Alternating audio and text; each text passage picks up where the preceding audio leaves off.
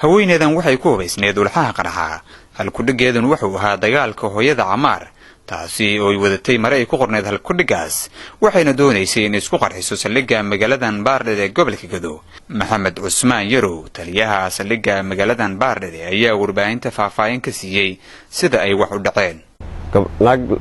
la ku hubaysan waxyaabaha qarxa iyo bamba gacmeed wadato walay mahadiisa askarta ciidanka booliska saldhigga joogtay aad iyo aad u feejinayeen askari booliska waardiyahay ee Allah la istaag buur xagga u socota markuu ilaahay markiisa waxay samaysay waxay bilowday in jihaad ay ku dhawaaqdo ay bam ay ku turto. Dhamme Cali Maxamed taliyaha ururka 49aad ee magaaladan Baardheer iyo sidoo kale Sheekh Maxamed Xuseen Isaaq Alqaadi gudoomiyaha gobolka Gadow ayaa dhankooda cadowga u sheegay inay ku baxayaan hagardaamooyinka ay wadaan ee ay la maleegayaan shacabka Soomaaliyeed ay banaysteen dhiigooda macsuumka ah. waxay soo miinayaan sidaad u aragtaan gabar bay miino ku soo xireen bamna way u dhiibeen geesiyaalkii ciidanka xoogga dalka Soomaaliyeed gaar ahaan ururka 49aad oo fadhigiisa degmada Baardheer ee soo weerareen saldhigga wayna iska difaaceen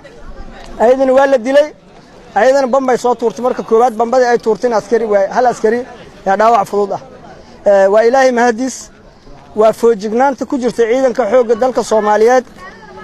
qayb ka mid ah ayaa lagu difaacay qaraxa asaga waxa ilaahay ugu mahad celinayaa inay yihiin ciidankanaga ciidan diyaarsan una diyaarsan cid kasta oo soo galaysa goobahooda difaaca iyo saldhigyadooda. waxaan rabnaa inaan u sheegno bulshada Soomaaliyeed